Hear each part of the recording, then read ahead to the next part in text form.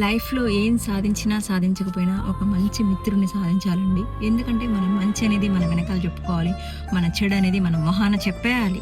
ఎందుకంటే నెక్స్ట్ మూమెంట్కి మన చెడు అనేది తెలిస్తే అలా జరగకుండా మనం కాపాడుకుంటాం అనమాట. ఇది జరగద్దు, ఇది జరగదు. అంతేగాని మనం చెడు చేసినా మంచి చేసినా ఇది మంచిలే గో హెడ్ అని చెప్పే వాళ్ళు ఉంటే లైఫ్లో చాలా ప్రాబ్లమ్స్ వస్తాయి. మన జీవితంలో ఎన్నో మలుపులు ఉంటాయి. మనం తిరిగే ప్రతి మలుపు ముందు తనే ఉండాలి. మన జీవితంలో ఎన్నో సమస్యలు ఎదుర్కొంటాం కదా, ప్రతి ఒక్క సమస్యకి తనే సలహాదారుడై ఉండాలి.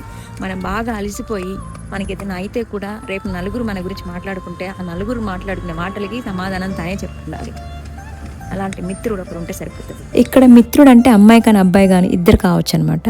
ఎందుకనంటే వాళ్ళతో మనం ఒక ఫ్రెండ్షిప్ చేసిన తర్వాత వాళ్ళు ఇది చెడు, ఇది కరెక్ట్ కాదని చెప్తే మనం వెంటనే తీసుకోలేకపోయినా కాసేపు ఆలోచించుకొని తీసుకోగలగాలి.